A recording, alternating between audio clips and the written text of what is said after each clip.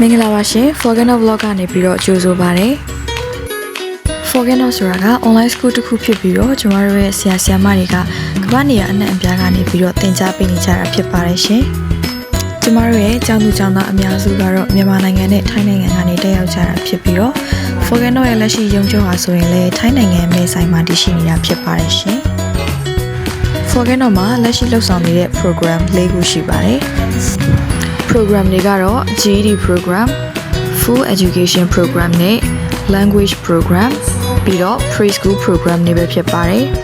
။ GED program မှာဆိုရင်တော့ဘာသာရပ်၄ခုကိုသင်ယူရမှာဖြစ်ပြီးတော့ဖြည့်ဆို့အောင်မြင်သွားတယ်ဆိုရင်တော့ American High School Diploma နဲ့ညီမျှတဲ့လက်မှတ်ကိုရရှိမှာဖြစ်ပါတယ်ရှင်။ Full Education program မှာဆိုရင်တော့ KG ကနေပြီးတော့ Pre-GED level အထိတက်ရောက်ရမှာဖြစ်ပါတယ်။ဒီမှာဆိုရင်အင်္ဂလိပ်စာ reading, writing တို့အပြင်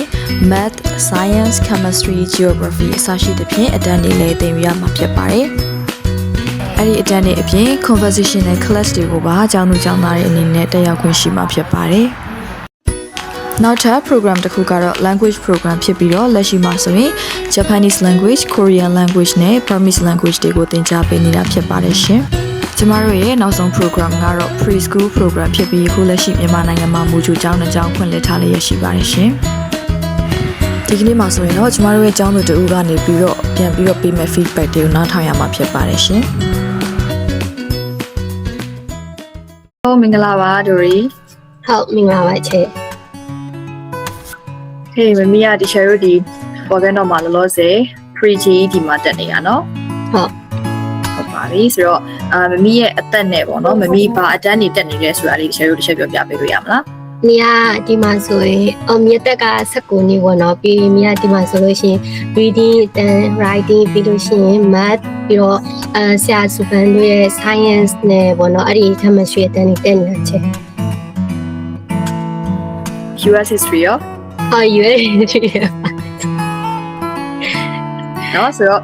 အတန်းနေများတယ်နော်အတန်းတော်များတယ်ဆိုတော့တစ်ပတ်ကိုမမီဘယ်နှချိန်လောက်တက်ရလဲဆိုပေါ့ဒါမှမဟုတ်လေတစ်ရက်ကိုအတန်းချိန်ဘယ်နှချိန်လောက်တက်ရလဲပေါ့နော်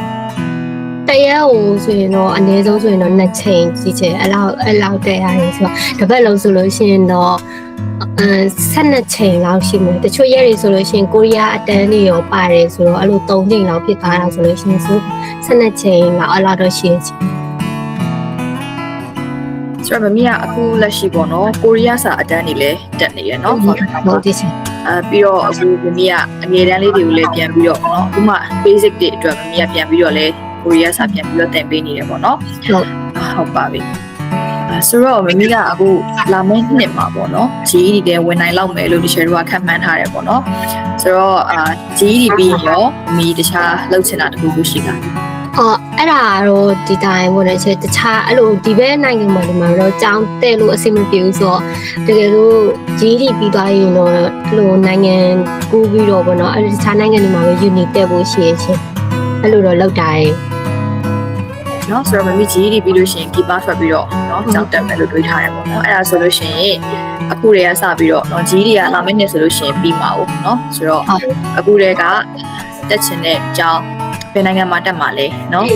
ပြီးရင်အဲ့နိုင်ငံကိုသွားချင်တယ်ဆိုလို့ရှိရင်ဘာတွေလိုလဲပေါ့เนาะပြီးရင်ကိုတက်မဲ့ကြောင်းကိုယူမဲ့ major เนาะ major နဲ့ပတ်သက်ပြီးဒီကျောင်းမှာဝင်ချင်တယ်ဆိုရင် तू ကဘာလိုအပ်ချက်တွေတောင်းလဲပေါ့များသောအားဖြင့်ဒီချက်တို့ GED ကတော့တော်တော်များများကျောင်းတော်တော်များများမှာရတယ်ပေါ့เนาะရတယ်ဒါပေမဲ့အဲ့လို GED အပြင်ပေါ့ तू ကမှာမျိုးတက်မယ်ဆိုရင် international school တွေမှာပဲတက်လို့ရမှာလေ international university တွေပဲတက်လို့ရမှာဆိုတော့ तू ကဥမာအင်္ဂလိပ်စာနော် efficiency test လို့ကိုတောင်းတာမျိုးလေးရှိတယ်ဥမာ Duolingo လား IELTS လားဒါမှမဟုတ်တစ်ခုပေါ့နော်တောင်းတာကိုရှိကောင်းရှိနိုင်တယ်ပေါ့နော်အဲ့တော့အဲ့ဒါလေးလည်းတစ်ချက်ရှာပြီးတော့ကြိုပြီးပြင်ထားပြီးရှင်တယ်ပေါ့နော်အဲ့ဒါမှကြီးပြီးလို့ရှိရင်ဆက်လို့ရမှာဆိုတာဆက်နေဖြစ်မှာပေါ့ဟုတ်ပါပြီဒါဒါဆိုမမေ့အနေနဲ့အခုတက်နေတဲ့အတန်းနေတယ်ပါပေါ့နော်ဘယ်ဘာသာရပ်ကိုပြီးကြိုက်လဲတင်ချာမြင်အဲ့လိုတွေ့စဉ်းစားအဲ့လို thinking mind ကိုသွားခဲ့ရတာတဲ့အဲ့လိုတွေ့ရတာကိုကြိုက်တယ်အဲ့ကြောင့်တင်ချာကိုကြိုက်ဆိုတော့ပေါ့နော်မမီအခုဒီ Forgano မှာတက်နေရဆိုတော့လေတက်နေရတဲ့အခါမှာအခုကအကုန်လုံးက online school online တက်နေပဲလေဆိုတော့ဘယ်လိုအခက်အခဲမျိုးတွေရှိလဲဒါမှမဟုတ်အားသာချက်တွေဖြစ်ဖြစ်အားနည်းချက်တွေပေါ့နော်ဘယ်လိုမြင်လဲပေါ့ဒီ online ကနေတက်နေရတဲ့ပုံမှာ online တက်တာအဓိကတော့ internet line ပေါ့နော်ချက်တချို့အားဆိုလို့ရှိရင် internet line ပြတ်သွားရင်တော့ကိုကအတန်တဲလို့မရတာတွေရှိရဲအဲ့လိုတွေတော့ကြုံရတာပေါ့နော်အခက်အခဲတွေဆိုရင်တော့ကောင်းတာတစ်ချက်ကကြတော့အဲ့လိုအချိန်ပြည့်အတန်တဲစရာမလိုဘဲနဲ့ပေါ့နော်သူအချိန်ရောက်မှတဲတော့တချို့ချိန်ဆိုလို့ရှိရင်လည်းအိမ်ကိုဝိုင်းလုံးလို့ရတယ်နောက်ကိုစာအုပ်ဖတ်ချင်တယ်ဆိုလို့ရှိရင်လည်းအဲ့လိုအားတဲ့အချိန်မှဆိုရင်ဖတ်လို့ရတယ်ပေါ့ကျောင်းတွေတဲတယ်လို့ပဲဒီပြင်ပကျောင်းတွေတဲတယ်လို့လည်းတော့မတူဘူးအချိန်တိုင်းတဲစရာမလိုဆိုတော့ကိုဝါဒနာပါတာတွေကိုလည်းကိုလုံးလို့ရတယ်လို့ထင်နေတယ်ဆိုတော့အချိန်ကတော်တော် flexible ဖြစ်တာပေါ့နော်ရတယ်ဒါပေမဲ့တခု online နဲ့ပတ်သက်ပြီးဒီချိန်မြင်တာနောက်တစ်ခုကပါလဲဆိုတော့ကိုယ်တိုင်ကစာလုပ်ချင်တဲ့စိတ်ရှိမှရပါဘူးဟုတ်တယ်အဲ့လေဘာလို့ဆိုတော့အကုန်လုံးက online ဆိုတော့ line ပေါ်မှာဆိုတော့ဆရာမတွေကအကုန်လိုက်ပြီးတော့မကြည့်နိုင်ဘူးတော့ဆိုတော့အကြောင်းသားကိုယ်တိုင်ကတကယ်စာလုပ်ချင်တဲ့စိတ်နဲ့အဲ့လိုမှရတာပေါ့နော်ဟုတ်ပါဒါဆိုမိမိအနေနဲ့ရောတခြားအခု story ကတခြားတို့ဒီ forget တော့မှာဆိုတာစာတော်တဲ့ကျောင်းသားတွေမှာပါတယ်ပေါ့နော်အမှတ်တွေဆိုလဲကောင်းတယ်ဆိုတော့တခြားကျောင်းသူကျောင်းသားတွေကိုမျှဝေပေးခြင်းနဲ့ study tips ဖြစ်ဖြစ်တခုခုရှိလာပြီအဲ့လိုဆိုလို့ရှိရင်ပေါ့ချေဒီတရက်စာတရက်ကိုပေါ့နော်ဒီတာတင်လိုက်တာကိုနှုတ်ပြန်ရေးတာတဲ့ကိုအရင်ဆုံးနားလည်အောင်လုပ်ပြီးမှကိုပိုင်နှုတ်ထုတ်တာပိုကောင်းနေချေအဲ့ဒါဆိုရင်ကိုပို့ပြီးတော့မှတ်မိတယ်ဒီတိုင်းတင်လိုက်တဲ့စာကိုပဲပြန်ကြည့်ပြီးတော့နောက်တအုပ်နှုတ်အသိတယ်မှာကူတာတဲ့ပေါ့နော်ကိုမှတ်မိအောင်အရင်လုပ်တာပို့ပြီးတော့ထိရောက်တယ်တမီးအတွက်တော့ပို့ထိရောက်တယ်အဲ့ကြောင့်ရှားလူတွေဆိုရင်လည်းအဲ့လိုနီးနဲ့လုပ်ကြည့်ဖို့ပြောချင်တယ်ချေဟုတ်ပါပြီ thank you ပါဒါဒီ forget တော့မှာရောမမီအနေနဲ့တက်နေတဲ့အခါမှာဆရာမတွေဖြစ်ဒါမှမဟုတ်ရင်လည်းဒီစနစ်နဲ့ပတ်သက်ပြီးတော့ဖြစ်ပေါ့နော်တခုခုအကြံပေးနေတာရှိလားမင်းအဲ့လိုတော့မရှိပါဘူးဆရာမတွေကအကုန်လုံးကောင်းတယ်ပြီးတော့ဒီတိုင်းဖော်ရေးပဲပေါ့နော်ကျောင်းသားတွေနဲ့အလုံး serious ဖြစ်ရတာမျိုးမဟုတ်ဘဲနဲ့အတန်းထဲမှာဆိုပျော်ရွှင်ပဲစတင်ရတော့အဆင်ပြေပါရဲ့ကျတခြားတော့မရှိပါဘူးနော်ဒါဆိုကိုယ့်ဘဘနဲ့စာသင်ရတာအဆင်ပြေတယ်ပေါ့နော်အရင်